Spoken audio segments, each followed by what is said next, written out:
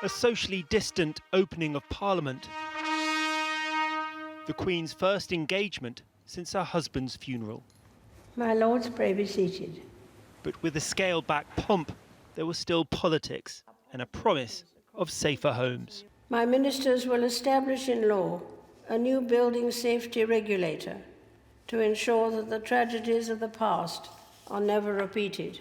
By tragedies of the past, read Grenfell, where 72 people died in a tower that's been described as a death trap. What's your reaction to a new building regulator? Nabil Shukair lost 6 members of his family in the fire. It's a shame it's taken a long time, 4 years on. Do you think the government has taken building safety seriously up till now? No, it's always going to be profit before people's life. It's now a time for them to make a change and show that life does matter. And I can't believe it's taken this long. You know, I just wonder how much longer will it take for them to enforce it. And there have been plenty of warnings. Just last Friday in East London, Nadeem Ahmed escaped from this burning building.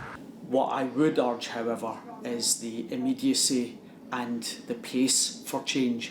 Right now, almost 4 years on from Grenfell, New Providence Wharf, as well as other high-rise buildings, still have flammable materials, and we still have to go back and live in those properties. It is really concerning that potentially we could be sitting here in 5 years' time and still not have completed the work to make these buildings safe, which is something that we've got to get on with as fast as possible. It's not acceptable.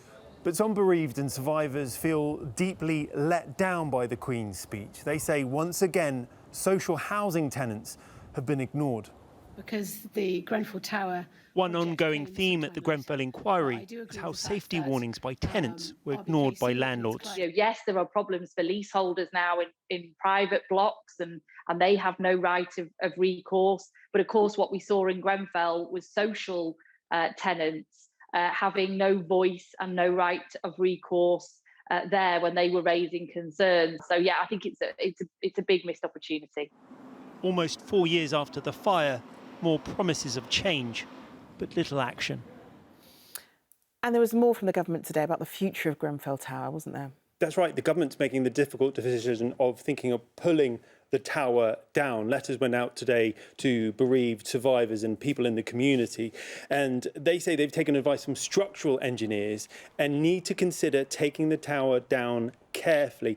What should happen to Grenfell Tower has always divided people. Some people think it should stay as a memorial to what happened. Others think it should be turned into a memorial garden. A memorial commission is looking into it, but it will stay up for at least another year until after the 5th anniversary. OK, Rags, thank you.